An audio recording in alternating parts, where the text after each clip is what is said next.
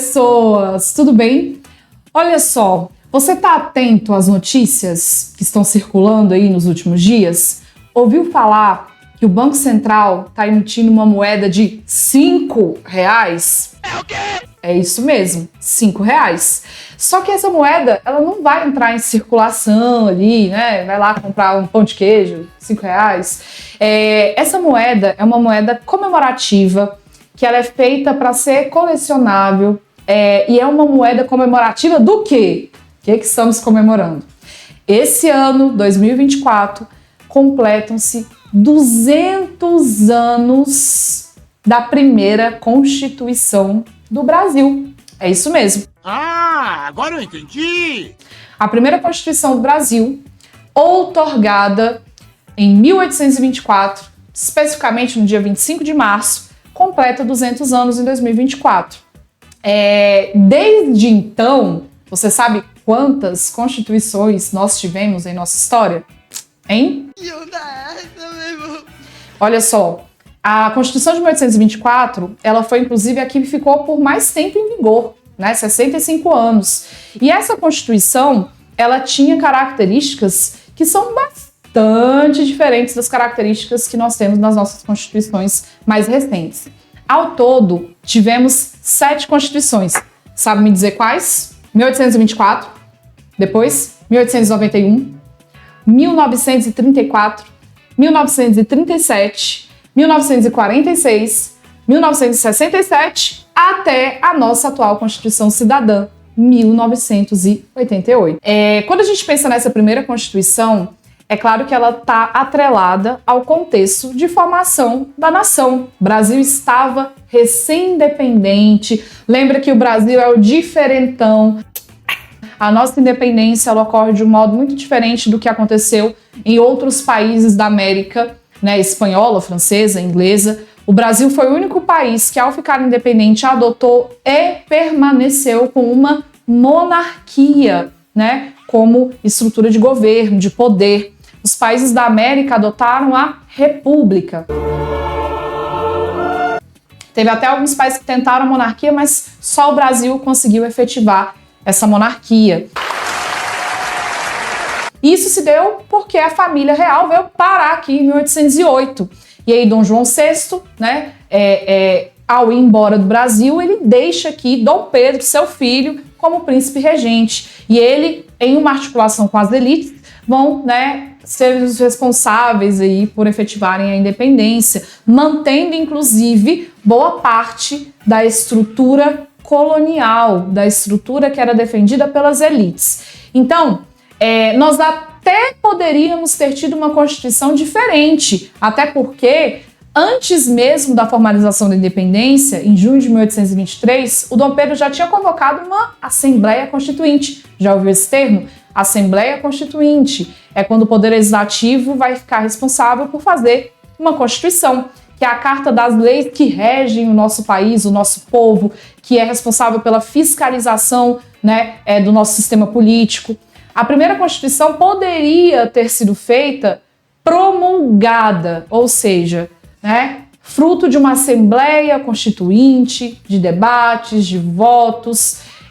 Porém, embora a Constituição tenha sido convocada ali antes, a Assembleia Constituinte tenha sido convocada antes mesmo da independência, ela só vai ser formalizada de fato em 1823, quando uma proposta de Constituição, que ficou conhecida curiosamente como a Constituição da Mandioca.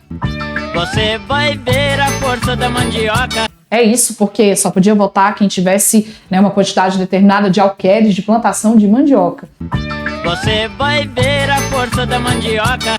Essa Constituição que limitava os poderes do Executivo, né, implantando uma monarquia parlamentarista, né, constitucional, não agradou as elites, não agradou a Dom Pedro, e ele vai dissolver a Assembleia que foi responsável pela elaboração da Constituição da Mandioca, promulgada. Eu tô saltando a mandioca. Na noite da agonia, e ele resolve então escolher, né, 10 pessoas que seriam responsáveis por organizar o Conselho de Estado, que fariam ali, de fato, a primeira Constituição.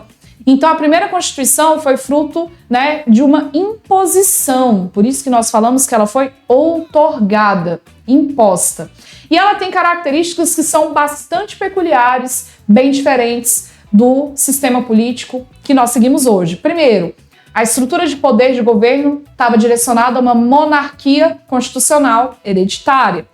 Segunda diferença que se destaca, né? O voto era censitário, só vota quem tem renda. E foi assim que eu fiquei rico. Né? E a renda era, né, mínima para participar do processo político de 100 mil contos de réis, uma renda bastante alta. Além da questão da renda, o voto era indireto. Então, eleitores de paróquia elegiam eleitores de província, que elegiam, né, formavam um colégio eleitoral para votar no candidato. Para ser candidato a deputado, tinha que ter uma renda mínima de 400 mil. Foi uma bela frase e verdadeira. Então, era um sistema bastante elitista, né, de participação política, com esse voto censitário, né, com essa participação indireta da população. Além disso, em âmbito religioso, havia a definição de uma religião oficial, o cristianismo, né, o catolicismo era a religião oficial, o que era chamado de padroado real. Outra coisa interessante, mulheres não podiam votar. Eu sou homem e eu achei isso bem machista. Embora não tivesse nenhum artigo na Constituição que especificasse que a mulher era proibida de votar. Mas estamos no século XIX, onde havia um pressuposto social que a mulher não podia fazer parte da vida política, das decisões. Então, embora não tivesse na Constituição, as mulheres não votavam. E embora tivesse ali, né, a religião católica como oficial, a Constituição trazia um artigo falando em liberdade de culto a outras religiões. Por que eu coloquei umas aspas aqui nessa liberdade? Você até poderia praticar outra religião, desde que em recinto particular, dentro de casa. Na rua, não podia. Então essa liberdade não era uma liberdade tão abrangente assim. E quem não acredita, atira a primeira pedra. Outra característica importante dessa Constituição, que inclusive caracteriza a monarquia brasileira como uma monarquia diferente das demais, né, do mundo contemporâneo, foi que além dos 3 poderes que nós temos hoje, proposta que foi feita lá pelo Montesquieu no Iluminismo, poder executivo, legislativo, judiciário, essa Constituição previa um 4º poder, que era chamado de poder moderador. E esse poder moderador era uma atribuição exclusiva do imperador, que garantia a ele autonomia sobre os outros poderes. Ele podia dissolver a Assembleia, convocar novas eleições, ele podia vetar projetos, né? A palavra final era do rei. Então isso dava um ar de autoritarismo para essa monarquia. Então essas são algumas das características da nossa primeira Constituição de 1824, que se difere muito do modelo que nós temos hoje, uma Constituição cidadã, republicana, em que o voto é universal, né? Todos têm o direito ali de votar a partir dos 16 anos de idade, né? Sendo obrigatório a partir dos 18 até os 70. Uma Constituição que define o Estado laico, em que não há uma religião oficial, define a divisão dos poderes em 3. E uma outra característica também interessante da Constituição de 24, que isso se manteve, né, até hoje, foi a instituição de um parlamento, de um poder legislativo bicameral, com a criação, né, além da Câmara dos Deputados, do Senado Federal. E aí nós voltamos à moeda comemorativa dos R$5. E aí, o que tem nessa moeda?